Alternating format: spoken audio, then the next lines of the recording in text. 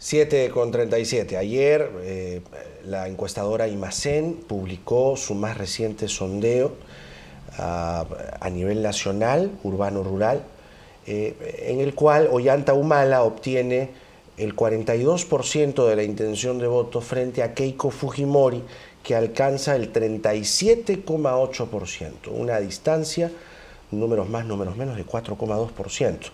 Hay ciertamente una ventaja de Humala, pero esta ventaja no es para nada extensa, todo lo contrario, todo lo contrario.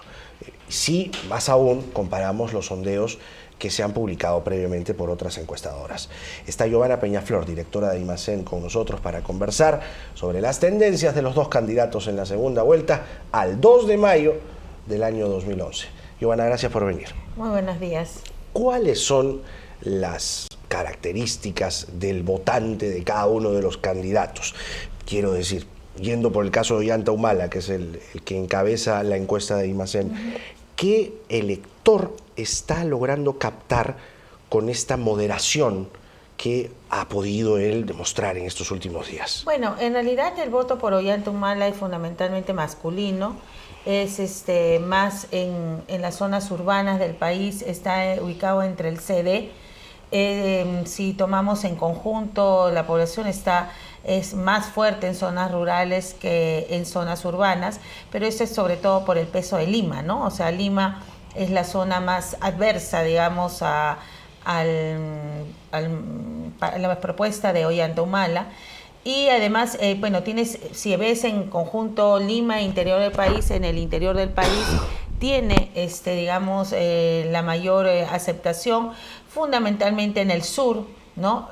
Luego centro-oriente, más o menos en ese orden, y el norte, digamos que ha tenido un crecimiento importante si lo vemos en comparación con el 2006, pero todavía allí está peleando con Keiko. No olvidemos que en la primera vuelta Keiko estaba en mejor posición que Ollanta Humala, pero ahorita en ese momento están en un empate en esa zona, ¿no? Ahora, los votos de Alejandro Toledo, de acuerdo a los números que nos has mostrado, parece ser quien está inclinando la balanza a favor de Ollanta Humala. Es probable, y aquí viene mi pregunta, que los votos de Toledo sean la cereza que se están disputando ambos candidatos. ¿Cuáles son los votos más peleados de los candidatos que quedaron de la primera vuelta? Bueno, es que en realidad yo creo que, claro, los de PPK, fundamentalmente de Lima, de las zonas de San Isidro, Miraflores, La Molina, que fue el grueso, el llamado digamos, AB, ¿no? Sí, el más AB de los AB, ¿no? Sí. Eso ya está de alguna manera con Keiko, diga lo que diga PPK, ¿no es cierto? Ese es el voto duro, digamos. Claro, que tome, ¿no? El resto del voto de PPK me parece que no necesariamente tiene la misma lógica, y hay como un 20% incluso que se ha ido ya a Humala. 20%, correcto. Entonces, digamos que ese votante efectivamente no está muy en disputa. Ahora, el de Castañeda Locio ha seguido una proporción más o menos parecida a la de PPK. Otra vez creo yo que por el voto fundamentalmente limeño, ¿no? O sea, no creo que sean por sus opciones, sino por de dónde provienen, o sea, por las opciones de sus líderes, de los líderes de estos movimientos de solidaridad o Alianza por el Gran Cambio, sino por dónde están los votantes y cuál es la tendencia mayoritaria, ¿no?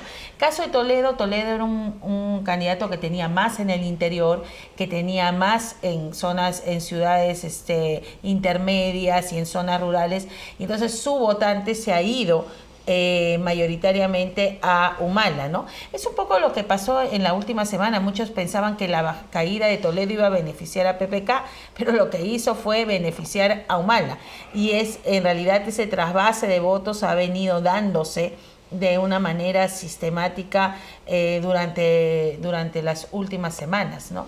Ahora, la población o el elector que prefiere más a Humala está localizado en zonas rurales, también en zonas urbanas. ¿Cuál es el perfil concretamente del elector de Humala? Y si ese perfil ha ido abriéndose conforme Humala ha ido moderándose. Mira, yo creo que en realidad ha ganado un poco de votación con respecto al 2006. Y en realidad creo que además en Lima, ¿no es cierto?, probablemente ha logrado alguna votación algo más consistente que en la vez relación a pasada. votaciones anteriores, Exacto, claro. ¿no? Entonces yo creo que lo que hubo ahí es ese tema de la moderación, lo que ha sido es simplemente una sintonización con el cambio del país, ¿no? Más que permitirle ampliar demasiado, lo que le ha permitido es volver a reeditar en un escenario político diferente, porque Keiko Fujimori le pelea abajo a Ollanta Humala. Él, el 2006, no tenía esa pelea abajo. Keiko Fujimori, el fujimorismo, tenía una relación clientelar con los sectores más pobres del país, sobre todo los de Lima, y en ese sentido le parte un poco abajo o en lo que sería su público objetivo a Ollanta Humala. Entonces reeditar, digamos, o incluso superar en algo el escenario del 2006 ha sido para mí producto de digamos, de este desplazamiento, ¿no? Si no lo hubiera tenido, muy improbablemente estaría él en la situación en que ahora está. Hay quienes aseguran que Humala ha tocado techo, que ya no puede crecer más. ¿Coincides con ese planteamiento? Mira, yo creo que en este momento hay un alto porcentaje de indecisos, ¿no? Porque estamos hablando de más o menos 20% entre los que dicen ninguno, blanco, en este momento. 20%. Claro, estamos hablando, ahí son más o menos casi 16 y la diferencia son los no sabe y no responde. Pero ya hemos visto en procesos electorales anteriores que estos que hoy día dicen blanco no necesariamente son los que van a hacerlo el día de las elecciones. O sea, en las próximas semanas probablemente se estén definiendo. Y a eso hay que aunarle la gente que dice hoy día voto por Keiko o voto por Ollanta, pero puedo cambiar mi opinión todavía, no estoy totalmente seguro. Todo eso forma una masa de 36% del electorado movible, ¿no? No sé si llamarlo indecisos totalmente, pero movibles, que son los que están en disputa en este momento, ¿no? Ahora, no es toda, estamos hablando casi 2/3, ¿no es cierto?, definido, y uno por definirse en estas semanas. Vamos ahora a Keiko Fujimori. Con Keiko el problema sigue siendo definitivamente el gobierno de su padre, en la década de los 90, algo de lo que ella ha ido desmarcándose en las últimas semanas, al punto de haber pedido perdón por lo que hizo su padre, eventuales delitos y errores en el gobierno de los 90. Esta posición de Keiko, sumada a ciertos gestos que en el diario de la República se le tituló Caviar con K, y si le sumamos la inclusión de Hernando de Soto en su equipo, ¿le puede dar a Keiko una mayor intención de voto? Mira, yo vuelvo a señalar que todo es posible, ¿no? Pese a que ella venía estancada durante todo el proceso electoral, durante toda la primera vuelta no pudo subir, o sea, no bajó ni subió. Tenía el núcleo duro de 20%, sí, eso es con lo que llegó. Digamos, el miedo a Humala de ciertos sectores, particularmente de la B, ¿no es cierto?, es lo que finalmente ha movilizado hacia la candidatura de Keiko. Cuando uno ve las razones, ¿no? O sea, es en comparación a Humala que su votante se define, no tanto por ella, ¿no? Porque finalmente, y en la desmarcación tiene un problema, o sea, ella tiene un dilema, ¿no? Ella ha llegado ahí por ser Keiko Fujimori. Si hubiera sido Keiko Sánchez, Pérez, claro, ¿no? O sea, mucho más difícil que estuviera hoy día en esas elecciones. Entonces, desmarcarse, ¿no es cierto?, y dejar a aquellos que están a su alrededor, que han venido defendiendo sistemáticamente el gobierno de Fujimori, porque, digamos, ellos lo han venido haciendo, lo siguen haciendo permanentemente, o sea, genera, digamos, esa sensación de dos discursos. ¿Qué es lo que le pasa a Humala con el tema del plan? ¿Qué es lo que le pasa a Humala con el tema del plan? Entonces, en realidad son dilemas pues que tienen que resolver a ambos candidatos, ¿no? O sea, por un lado tiene el tema, ¿soy o no soy como mi padre? ¿Hago o no hago como mi padre? ¿No? ¿Seguiré o no seguiré? ¿Pido perdón o no? ¿O sobre qué pido? ¿O sobre algo sí o sobre algo no? Y en el otro está la sensación de qué es lo que finalmente va a ser, ¿no? O sea, cuál va a ser realmente las acciones. Ahora, en el votante de Humala, en el que ahora se ha definido que no es obviamente lo que le va a permitir ganar la elección, está el tema del cambio. O sea, allí sí, digamos, entre las razones de votación hay una demanda muy expresa de cambio, ¿no? Ahora, eso probablemente a los que están moviéndose, ¿no?, más bien asustarles, pueda más bien preocuparles. Es que el asunto, claro, como bien dices, esta imagen que no solo Humala, sino Keiko tienen que transmitir al electorado de cambio, soy otro, no soy el cuco, no estoy en el extremo, porque ambos han despertado miedos en la otra mitad del país que no votó por ellos. Pero hablando justamente de Keiko, ella, al desmarcarse del gobierno de su padre, al ponerse en una posición distinta, discrepando incluso con algunas decisiones que tomó su padre, diciendo yo no voy a controlar los medios de comunicación, ¿no le da la posibilidad de captar a un elector más bien no fujimorista? Lo que pasa es que en realidad ese es un tema de credibilidad, ¿no? Y en general los dos tienen problemas de credibilidad, o sea, y estamos en un momento electoral, y en general la gente siente que en los momentos electorales los candidatos dicen más o menos lo que sea, y eso que es un razonamiento válido para uno es válido para otro. O sea, en realidad es la misma situación en ambos candidatos, ¿no? O sea, les creo o no les creo, los acepto o no, eso aparentemente es la discusión o en la disyuntiva en la que se encuentra este 36% de movible, ¿no? Que todavía o sea, hay un no 36% que está viendo para aquí, para allá, para Keiko, para Ollanta. Claro, que podría o digamos, o me pongo en el ninguno, en el blanco, ¿no? Yo calculo que de esos 36, 8 puntos más o menos son los que podrían quedarse en el blanco, ¿no? O 8 a 10. Entonces, de todas maneras, te quedarían unos 26 que son los que finalmente inclinarían la balanza. Claro, cómo se dividan esos 26. Entonces, es en realidad una labor de cirugía, ¿no? No es, en este momento definitivamente van a tener que ser muy precisos, no errar, ¿no es cierto?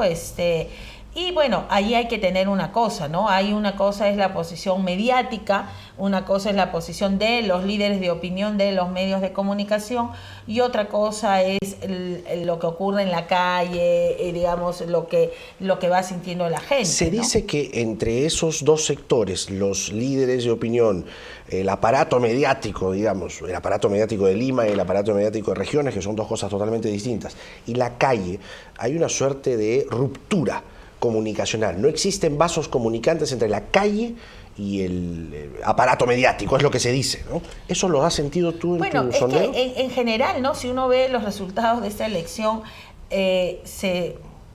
uno se enfrenta a esa situación, ¿no? Es más, hace poco, para una investigación que estaba haciendo alguien relacionado con el PNUD, estaban haciendo una evaluación del tema de escenarios políticos, ¿no? Porque, digamos, la preocupación por la inestabilidad del país no es una preocupación que nace en el escenario Ollanta Humala, Keiko Fujimori. O sea, lamentablemente no se quiere ver una situación. Ya en el año pasado, centrales de riesgo hablaban sobre lo débil institucionalmente que es el país. Ya desde antes los investigadores sociales, ¿no es cierto?, latinoamericanos, veían con preocupación el Perú. Lo que pasa es que hay una clase, digamos, dirigente, ¿no?, política, empresarial, mediática, que se sorprende cada vez que el Perú, digamos, que la calle emerge, ¿no? Que la única posibilidad de que emerja es realmente en el proceso electoral. Entonces, cuando emerge, una gran preocupación, un gran estrés, ¿no? Hablamos de exclusión durante un año, pasó del 2006 al 2007, después al saco del olvido y sigamos en nuestros asuntos hasta la siguiente vez que hay que preocuparse. Entonces, realmente eso es un problema, ¿no? Es un problema para el país. Más allá de quién gane, más allá de quién sea, porque alguno terminará, es como un partido de fútbol, ¿no? Alguien terminará llevándose la copa. El problema es que ¿qué está evidenciando esto? ¿Qué cosa significa en términos del país y qué solución se le va a dar, ¿no? Y que yo creo que eso debiera ser pues un momento de reflexión de la hora, del presente, que lamentablemente no se está dando por los apasionamientos del políticos, momento. Exactamente. Ahora, cuando se hacían los sondeos en la primera vuelta, de cara a una segunda vuelta, en el escenario Keiko Humala, las diferencias eran mínimas, por no decir pues de décimas. Ahora, bueno, claro, se están presentando diferencias de 4 o 5 puntos.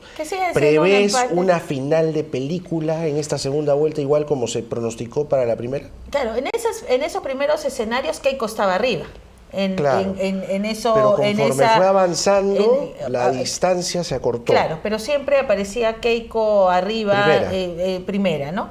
Pero en realidad cuando comienza la segunda vuelta todo se vuelve a barajar, o sea, no es, digamos, lo que se midió en las primeras elecciones, pero en la primera parte de las elecciones no es determinante, porque todo se reacomoda, ¿no? Yo creo que ahorita estamos en un momento muy inicial de la campaña. Obviamente la segunda vuelta tiene características particulares, muy corto tiempo, muy poco tiempo para que la gente vuelva a reacomodarse, porque no olvidemos, o sea, cada uno tiene, o digamos, hay un porcentaje muy grande de peruanos que no escogió a ninguna de las dos opciones. Entonces ese porcentaje se tiene que reacomodar, tiene que repensarlo, tiene que analizarlos nuevamente, y eso es un proceso que no se da en una semana ni en 10 días, ¿no? Yo creo que la gente recién está, digamos, volviéndolos a mirar, volviéndolos a analizar. Yo creo en ese escenario, o sea, yo creo que está medio polarizado, ¿no? O sea, y creo que definitivamente ahorita, en este momento, no se avisora un triunfo por grandes ventajas, ¿no? Ahora, lo que pasa es que, claro, en este caso, como son solo 2 candidatos, digamos, incluso cuando vemos estos resultados, ¿no? Con 4.2 estás casi en el margen de error de diferencia, o sea, podría estar más cerca, pero cuando también los pones cerca, tú podrías agarrar y decir, el margen de error juega a favor en uno, en contra de otro, se amplía la distancia a 6 o 7 puntos, o sea, en realidad en este momento es muy difícil medir, o sea, sí hay tendencias centrales que están evidenciando las encuestas, ¿no? Las tendencias centrales son una posición de Lima, claramente y determinante en favor de Keiko Fujimori. Eso está ya cerrado. Eso es claro, ahí hay una ventaja enorme, que podría cortarse o no, eso, pero que en realidad hay una tendencia clara a favor de ella.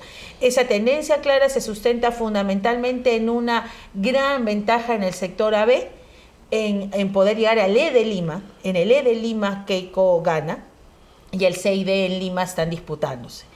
En el interior del país es más Humala, con ventajas también muy fuertes sobre Keiko según las zonas geográficas, ¿no?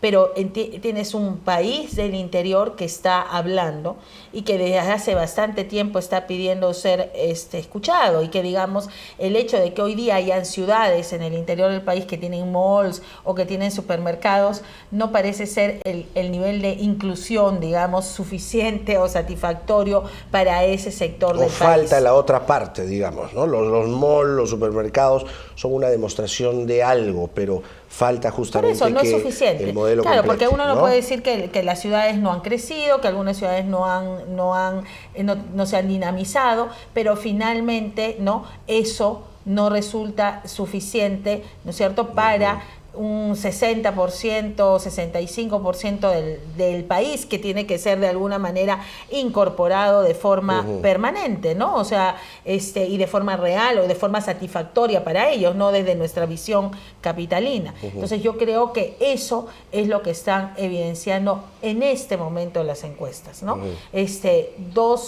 Un promedio nacional que se construye en base de 2 realidades diferentes, ¿no? Un pie en agua fría y un pie en agua caliente. O sea, un pie en una zona que vota claramente por un candidato y un pie en otra zona que tiene una preferencia totalmente contraria. Eso plantea para el que gane. ¿Y si uno de los dos logra, pues, plantear el agua tibia? Bueno, es que eso... Ahí estará el secreto. Claro, eso yo creo, pero en realidad, mira, esta elección la van a ganar 50% más 1, ¿no es cierto? O sea, en realidad ni siquiera tienen que llegar a construir el agua tibia. Es decir, que pronosticas una final ajustadísima. Claro, pero incluso, mira, Alan García ganó por 4 puntos, me parece, ¿no es cierto? Sí. Que en realidad fue ajustado. Ha tenido un gobierno de 30% de aprobación, con una, digamos, estructura, ¿no es cierto?, y una capacidad de manejo político que pocas agrupaciones tienen, ¿no? Creo que no la tiene el fujimorismo y no la tiene también el Partido Nacionalista, o sea, porque son, digamos, movimientos cada uno con características totalmente diferentes a la otra. ¿Qué tipo de país van a enfrentar? O sea, el tema acá es que toda la discusión está centrada en el tema de quién se lleve el 50% más uno, porque para algunos es el filo del abismo, para la gran mayoría, creo yo, para el sector CD y E, no. O sea, es ahí donde está también la gran diferencia. El AB, ¿no es cierto? Mira la bolsa, dice, se desgañita, se jala los pelos. Al CD la bolsa le importa muy poco, ¿no? Y en realidad hay una sensación de, bueno, gane quien gane mañana, yo tengo que seguir trabajando, tengo que seguir luchándola, tengo que seguir haciéndola, ¿no es cierto? Entonces ya desde allí hay dos países distintos, dos miradas distintas. Bueno, a ese sector que le preocupa tanto la bolsa y las cosas, lo que le está diciendo al resto es, bueno, si eso es tu preocupación, tienes que comenzar a preocuparte por crear un país más estable. Y un país más estable es un país donde haya un sector cada vez más satisfecho con lo que está ocurriendo, ¿no? Es decir, ¿hay que apuntar a la clase media? La nueva clase media, ¿no? Porque claro, cuando sale, es decir, la clase media, uno piensa, pues, otra vez, ¿no? La visión limeña, San Isidro, Miraflores, San Borja, no. O sea, ni Pueblo Libre, ni siquiera, ni Jesús María, no, o sea, ni siquiera ahí. Entonces estamos hablando de una clase media nueva, la clase media emergente en Lima, y en el interior del país una nueva clase media también, que es una nueva clase media con una mirada distinta, con una posición distinta, ¿no? Y con expectativas de representación probablemente distintas, ¿no? Entonces, y probablemente más cercano también a necesidades y a, o sea, digamos, de la clase D, del otro sector más sensible todavía que quien está, digamos, más amurallado en un área geográfica mucho más pequeña. ¿Crees que el antivoto será crucial en esta elección? Yo creo que está siendo crucial, ¿no es cierto? O sea, creo que ambos candidatos que han pasado tienen un antivoto fuerte y eso es lo que hace particularmente difícil esta campaña electoral, porque en realidad no hay tiempo para bajar esos antivotos. Tú dices, no hay tiempo para convencer de lo que no se convenció en la campaña anterior.